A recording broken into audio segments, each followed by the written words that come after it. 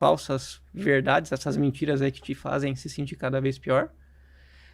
Atividade física. E daí, sabe o sono que você não tem? Você vai dormir.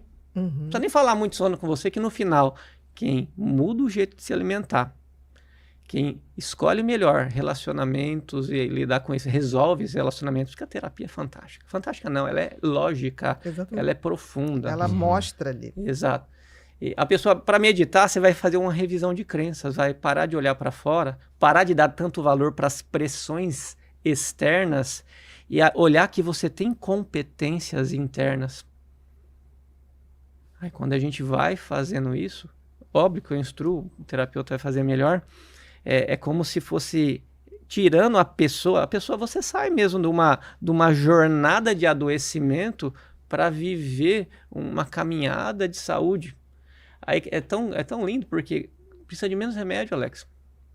Já teve vezes, Ana. Não, te fortalece, né? Se torna uma pessoa melhor. Um quadro grave, assim, sabe? Que eu falei, nossa, esse aí vai ter que tomar remédio pro resto da vida. Tanta coisa, já começou e parou um monte de tratamento.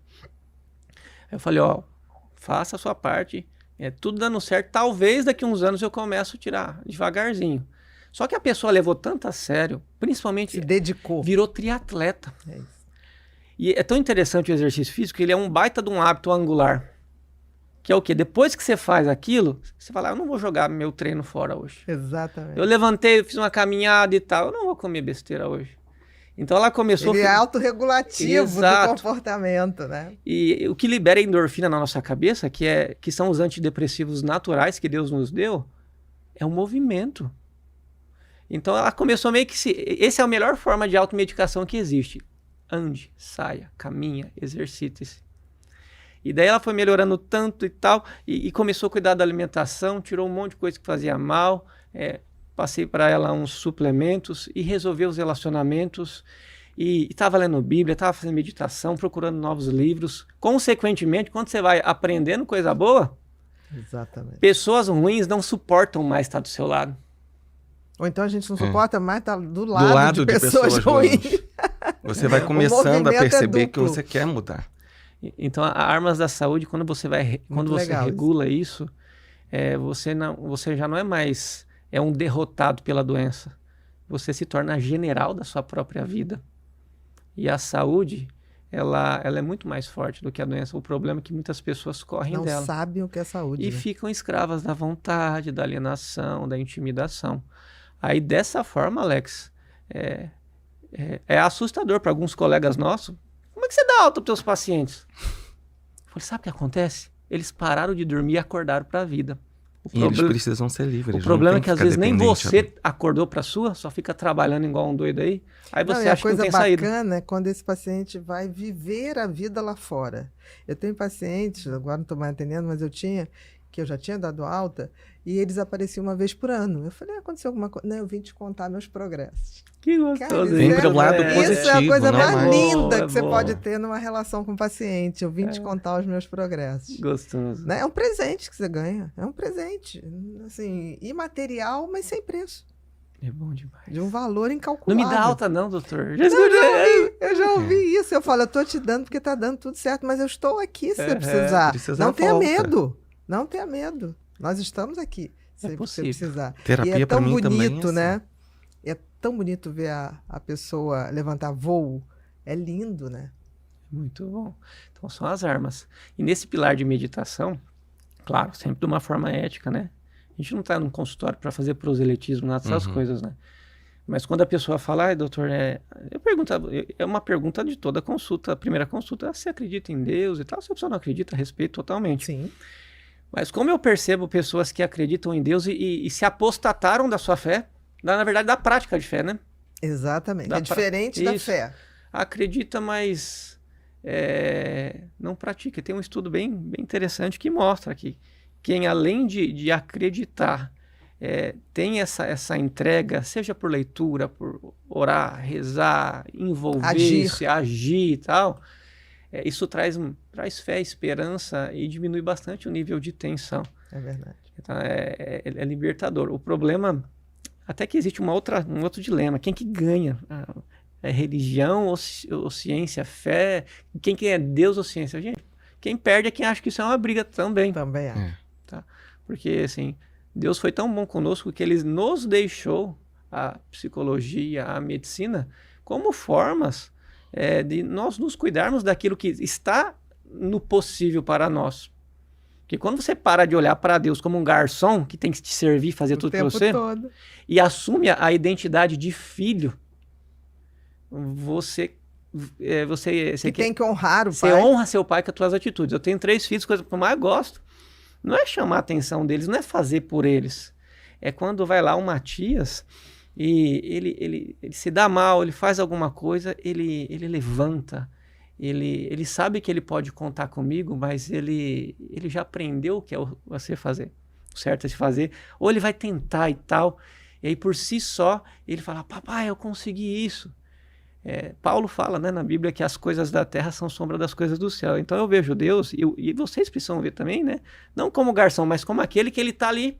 Mas ele sabe, ele colocou, ele te fez imagem e semelhança dele. Então tem bastante coisa de bom dele em você. Só que execute, em vez de usar ele como desculpa. Use essa potência, né? Porque muitas pessoas acabam adoecendo e afastando até mesmo da prática de fé, porque em vez de usar Deus como inspiração, usa como desculpa. Eu tô assim porque Deus não tá na minha vida, que Deus não me ama, que Deus não me quer. Eu acho que Deus nem existe. Esqueceu de mim. Tem outras que daí, essa é uma das maiores desculpas da humanidade, colocar a culpa em Deus. Outras colocam no inimigo, no diabo, no capeta e tal. Também é a mesma coisa, né? De outro ponto. Entendeu? De vista, mas é a mesma coisa. Aí tem gente que assim, a culpa é da Ana, é do Alex, é o outro. Então a primeira, a segunda e a terceira é grande desculpa. E a verdade, assim, é comigo. Sempre vai ser você e ele. Como filho, o que eu posso fazer para ser imagem e semelhança de Cristo, ser luz nesse mundo, sal nessa terra, trazer sabor para a existência, não só minha, mas sede para quem está perto de que é possível viver diferente. E quando vai desbloqueando essa questão de identidade, você ganha um propósito. O dia que eu entendi isso aí, Alex, eu estava com o consultório cheio e todo dia, Ana, eu chegava com uma sensação em casa, tipo de uma tristeza mesmo, sabe? Tem alguma coisa errada, né? E foi passando o dia. Assim, eu lembro de eu pegar uma quantidade em dinheiro e jogar na mesa pra minha esposa, guarda isso aí. Aí eu falava, mas que ingratidão da minha parte, né? E eu fui pensando assim, meu Deus, será que eu tô ficando depressivo? Eu tenho que me tratar se eu ficar, né? Eu vou atrás de alguém. Só que eu comecei a meditar e refletir.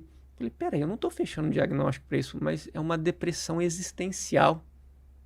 Algo tá faltando. Aí eu comecei, eu aprendi sobre Ikigai. Ikigai, muito legal. Aquele conceito japonês. Eu estava numa aula... Que tem tudo a ver com sentido e propósito. Exato. Né? E nessa aula, assim, eu lembro que o professor perguntava, você está fazendo algo que você ama?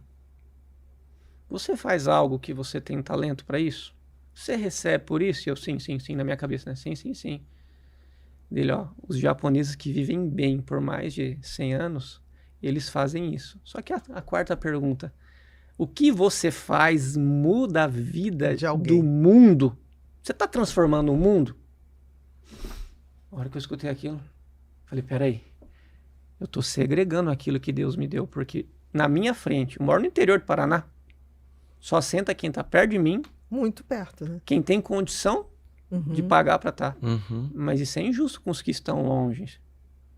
Ou que querem o conhecimento para poder ter algum nível de atividade perante seus funcionamentos. Aí a hora que eu vi aquilo, eu falei, agora eu entendi.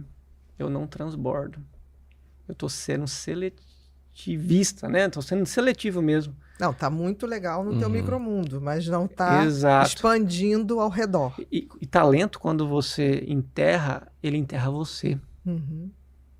Sabe? É legal a gente ter noção de identidade, mas a hora que eu percebi isso, eu não tinha nem Facebook, nem nada. Sabe? Foi um pouquinho perto de estourar a pandemia. Falei, por mais que eu valorize a intimidade da minha família, a privacidade, eu não posso jogar vidas fora que eu poderia fazer diferença. Aí fui aprender como que internet, essas coisas. E no início, às vezes, vem aquela expectativa, viralizar, não. Só que lá de vez, mas eu sabia que estava fazendo a parte certa. É a única coisa que interessa. E de vez em quando saber que está fazendo aquilo que você acredita. É muito bom. É muito bom. E é o que vocês fazem. E é gostoso fazer, né? É gostoso de fazer, mais gostoso, Felipe,